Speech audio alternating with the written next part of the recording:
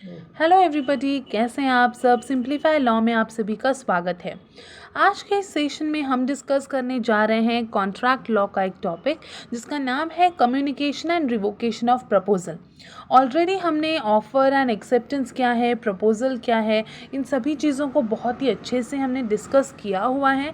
Contract law की playlist में आपको वो सारे वीडियोस मिल जाएंगे। अगर आपने उन वीडियोस को अभी तक नहीं देखा है तो प्लीज़ देख लीजिएगा। इस वीडियो के डिस्क्रिप्शन बॉक्स में या कमेंट सेक्शन में आपको उन वीडियोस की लिंक मिल जाएगी। ठीक है, कॉन्ट्रैक्ट, एसेंशियल्स ऑफ कॉन्ट्रैक्ट, बाकी भी बहुत सारे कॉन्ट्रैक्ट लॉ के ऊपर वीडियोस ऑलरेडी बन चुके हैं। प्लीज़ चेक करना ना भूले।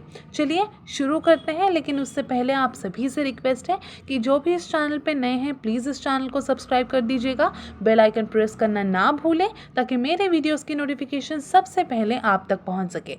चलिए शुरू करते हैं हमारा आज का ये session, communication and revocation of proposal. Okay, communication of proposal section 3 के अंदर हमें इसकी डेफिनेशन मिल जाएगी। देखिए, according to section 3, the communication of proposal is deemed to be made by an act or omission of the party proposing by which he intends to communicate such proposal which has the effect communicating it.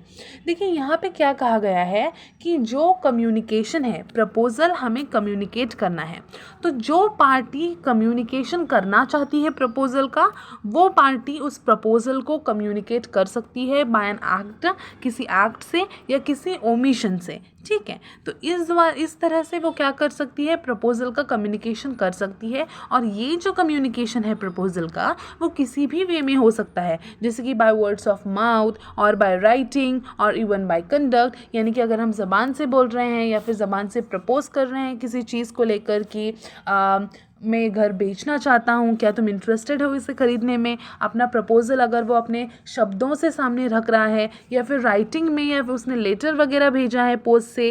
ठीक है, तो इससे भी वो क्या कर सकता है, सामने वाली पार्टी को किसी चीज़ को लेकर प्रपोज कर सकता है, या फिर इवन बाय कंडक्ट, ऐसा कोई कंडक्ट करके जिससे वो क्या करे, किसी चीज़ को लेकर प्रपोज करे, किसी चीज़ को लेकर ऑफर सामने रखे। ठीक है, तो इस तरह से हम क्या कर सकते हैं, प्रपोजल को कम्युनिकेट कर सकते हैं। अब देखिए, कम्युनिकेशन व्हेन कंप्लीट। अब इस प्रपोजल का कम्युनिकेशन कब कंप्लीट हो जाएगा, सेक्शन 4 में कहा गया है। देखिए, सेक्शन 4 के according the communication of a proposal is complete when it comes to the knowledge of the person to whom it is made. यानी प्रपोजल का कम्युनिकेशन कब कंप्लीट होगा, तब कंप्लीट होगा जब उस प्रपोजल को, या फिर हम कह सकते हैं उस प्रपोजल का नॉलेज उस इंसान को हो जाए जिसे हम प्रपोज कर रहे हैं। ठीक है, यानी मैं किसी चीज़ को लेकर एक सामने वाले इंसान को प्रपोज कर रही हूँ। ठीक है, तो मेरे प्रपोजल का जो कम्युनिकेशन है तब कंप्लीट होगा जब इस प्रपोजल की जानकारी उस सामने वाले इंसान को, जिसे मैं कर रही हूँ ना प्रपोज, उसे हो जाएगी। ठीक है, देखिए इस एग्जाम्पल से आपको और भी अच्छी तरह से क्लियर हो जाएगा। A proposes by a letter to sell house to be at a certain price. तो यहाँ पे ए ने लेटर के द्वारा प्रपोज किया है कि मैं अपना घर बेचना चाहता हूँ एक सर्टन प्राइस पे। ये प्रपोजल किसे किया गया है, बी को किया गया है। अब the letter is posted on 10th March. Letter post कब किया गया, 10 मार्च को पोस्ट किया गया। अब ये जो लेटर 10 मार्च को पोस्ट किया गया है, ये बी के पास कब पहुंचा, 13 मार्च को पहुंचा। The communication of proposal is complete when B receives the letter on 30 March. ठीक है, तो ये जो प्रपोजल जो है, कम्युनिकेशन प्रपोजल का कब कंप्लीट होगा, तब कंप्लीट होगा जब बी को वो लेटर 13 मार्च को मिलेगा।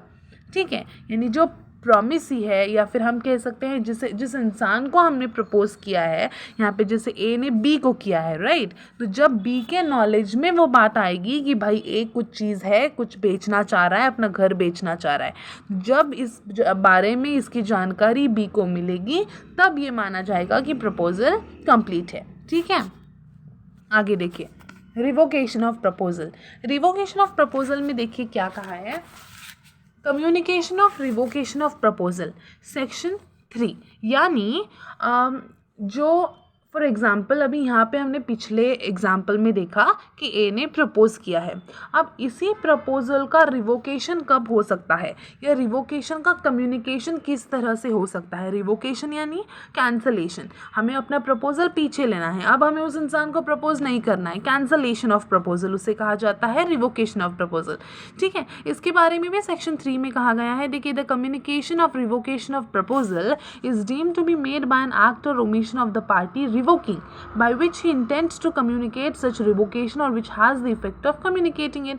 सेम डेफिनेशन है जैसे हमने कम्युनिकेशन ऑफ प्रपोजल में देखा था, सिमिलर तरीके से यहाँ पे रिवोकेशन ऑफ प्रपोजल के बारे में कहा है कि कम्युनिकेशन जो है रिवोकेशन ऑफ प्रपोजल का, कैंसलेशन ऑफ प्रपोजल का, ये वो पार्टी कर सकती है जो प्रपोज कर रही है, जो रिवोक करना चाह रही है प्रपोजल, किसी एक्ट के थ्रू कर सकते हैं या किसी चीज़ को ओमिट करके आप कर सकते हैं। ठीक है, अब देखिए आगे, communication of revocation of proposal when complete. अब मैंने यहाँ पे रिवोकेशन ऑफ प्रपोजल जो है ये कम्युनिकेट किया है, लेकिन ये कंप्लीट कब होगा, तो यहाँ पे देखिए क्या कहा है। According to section 4, the communication of revocation is complete against the promisor when it is put into a course of transmission to the person to whom it is made. देखिए यहाँ तक पहले समझ लेते हैं कि क्या कहना चाह रहे हैं। रिवोकेशन का कम्युनिकेशन जो है प्रॉमिसर के लिए, यानी जो जिसने प्रॉमिस किया है, जिसने प्रपोज किया है, उसके लिए कब कंप्लीट होगा, जब उसने उस रिवोकेशन को कोर्स ऑफ ट्रांसमिशन में डाल दिया है, यानी कि प्रॉमिसी की तरफ भेज दिया है, कैंसिल करके। लेटर के थ्रू भी हो सकता है। ठीक है, मैं यहाँ से लेटर के थ्रू भेज रही हूँ, I am taking my proposal back, I am revoking my proposal. ठीक है, मैं कैंसिल कर रही हूँ, तो ये जो लेटर है मैंने पोस्ट कर दिया भाई, अब ये ट्रांसमिशन में है, अभी पहुँचा नहीं है लेकिन ट्रांसमिशन में है। तो मेरे लिए, प्रॉमिसर के लिए ये कम्युनिकेशन तब कंप्लीट हो गया जब मैंने इसे कोर्स ऑफ ट्रांसमिशन में डाल दिया, और अब ये जो है मेरे पावर के बाहर है। Okay, so as to be out of the power of the proposer who makes it. मैंने प्रपोज किया है ना, मैंने प्रॉमिसर हूँ मैं, तो मेरे पावर के अब बाहर चला गया है, मैंने पोस्ट कर दिया है, तो ख़त्म, मेरी तरफ से ट्रांजैक्शन ख़त्म, ये रिवोकेशन कंप्लीट हो गया।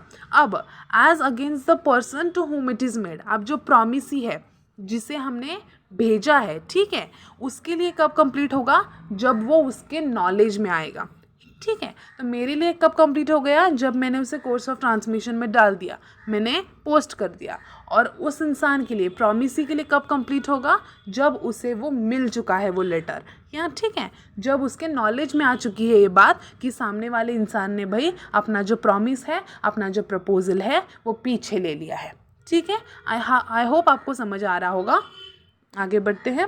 इल्यूस्ट्रेशन देखिए, यहाँ पे क्या लिखा है, A revokes his proposal by telegram. A ने अपना प्रपोजल रिवोक किया टेलीग्राम के through.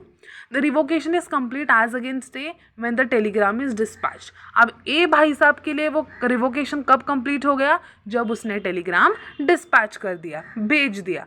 It is complete against B when it reaches him. अब वो बी के लिए कब कंप्लीट होगा, जब वो उसके पास पहुंच जाएगा। ठीक है, तो ये है। आगे देखते हैं time for revocation of proposal. अब कब, कैसे, कितने समय में हम प्रपोजल को रिवोक कर सकते हैं, सेक्शन 5 में कहा गया है। देखिए, according to section 5, a proposal may be revoked at any time before the communication of its acceptance is complete as against the proposer but not afterwards. यानी प्रपोजल को हम कभी भी रिवोक कर सकते हैं उस उस एक्सेप्टेंस का कम्युनिकेशन कंप्लीट होने से पहले। ठीक है, मेरे लिए कब कंप्लीट होने वाला है, ट्रांसमिशन, मतलब जो प्रपोजर है उसके लिए वो कम्युनिकेशन तब कंप्लीट होता है ना, जब वो ट्रांसमिशन में भेज देता है। तो वो भेजने से पहले, उसका रिवोकेशन कंप्लीट होने से पहले वो क्या कर सकता है, उस प्रपोजल को रिवोक कर सकता है। ठीक है, उसके बाद में नहीं कर सकता। दस proposal may be revoked at any time before acceptance. ठीक है, ऐसा नहीं, अगर आपने भेज दिया है, सामने वाले इंसान के नॉलेज में भी वो आ गया है, प्रॉमिस ने आपका लेटर पढ़ भी लिया है और उसने आपके प्रपोजल को एक्सेप्ट भी कर लिया है, अब उसके एक्सेप्टेंस के बाद आप रिवोक नहीं कर सकते, आप पलटी नहीं खा सकते। उसके एक्सेप्टेंस से पहले ही आपको क्या करना होगा, यहाँ पे रिवोक करना होगा। ठीक है, इल्यूस्ट्रेशन देखिए, यहाँ से आपको क्लियर हो जाएगा अच्छे से।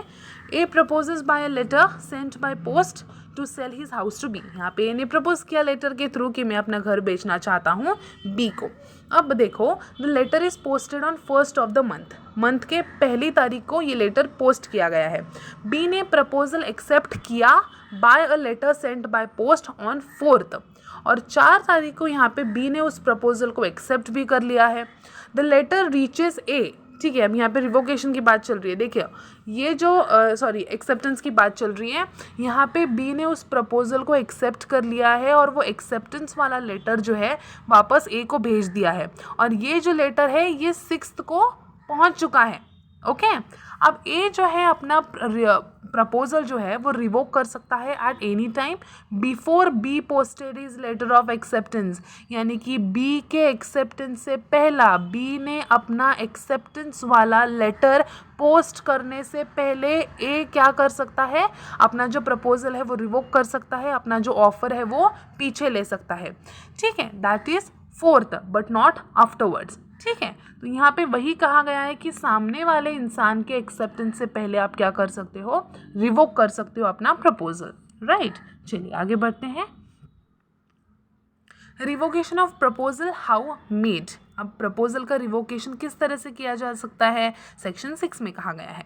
देखिए, section 6 deals with various modes of revocation of proposal. इन मोड्स के थ्रू हम प्रपोजल को रिवोक कर सकते हैं। According to it a proposal is revoked by the communication of notice of revocation by the proposer to the other party। किस तरह से कर सकते हैं रिवोकेशन की, आप नोटिस क्या कर दो, भेज दो, कम्युनिकेट कर दो प्रपोजर किसे, सामने वाली पार्टी को, टू द प्रॉमिसी। ठीक है, या फिर सेकंड आप कैसे कर सकते हो, by the lapse of the time if it is not accepted with in the prescribed time. Okay, यानी कि एक टाइम प्रिस्क्राइब किया गया है कि अगर तुझे एक्सेप्ट करना है मेरा प्रपोजल तो इतने पीरियड में ही करना पड़ेगा, और अगर उसने उतने प्रिस्क्राइब्ड पीरियड में अगर एक्सेप्ट नहीं किया है, टाइम लैप्स हो चुका है, तो फिर क्या हो जाएगा, वो रिवोकेशन ऑफ प्रपोजल हो जाएगा। If however no time is prescribed it lapses by the expiry of a reasonable time. अगर पर्टिकुलर टाइम नहीं दिया गया है प्रिस्क्राइब्ड एक्सेप्ट करने के लिए, तो एक रीजनेबल टाइम की एक्सपायरी के बाद क्या हो जाएगी, वो ऑफर, वो प्रपोजल अपने आप लैप से हो जाएगा। ठीक है, थर्ड देखिए, by the failure of the acceptor to fulfil a condition precedent to acceptance. अगर कोई कंडीशन रखी हुई है कि अगर तुझे प्रपोजल एक्सेप्ट करना है तो उससे पहले ये कंडीशन को पूरा करना पड़ेगा, अगर कोई ऐसी कंडीशन प्रेसिडेंट रखी गई है और एक्सेप्टर ने उस कंडीशन को फुलफिल नहीं किया, वो फेल हो गया, तो यहाँ पे प्रपोजल क्या हो जाएगा, रिवोक हो जाएगा।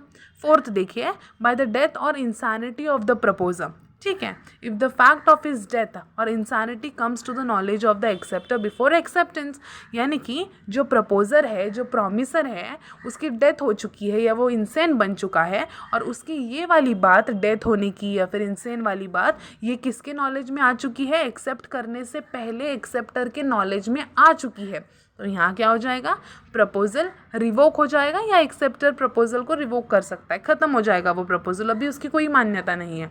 ठीक है, in addition to the above cases dealt with in section 6, a proposal is also revoked। मतलब ऊपर जो अभी हमने 4 कंडीशंस देखे या फिर 4 हमने पॉइंट्स देखे कि किस तरह से प्रपोजल रिवोक हो सकता है, उनके अलावा ये कुछ चीज़ें हैं जिससे भी प्रपोजल रिवोक हो सकता है। पहला है, if a counter proposal is made, यानी अगर मैं एक ऑफ़र दे रही हूँ, फॉर एग्ज़ाम्पल मेरा घर मैं जो है फॉर एग्ज़ाम्पल 10 लाख को बेचूंगी, और मेरे इस ऑफ़र को सामने वाली पार्टी ने काउंटर किया है कि देना हो तो 5 लाख को दो भाई, वरना मेरे को तो नहीं जमेगा, 5 लाख को मैं घर ले सकता हूँ। तो मेरे ऑफ़र को सामने वाले इंसान ने क्या किया, काउंटर किया।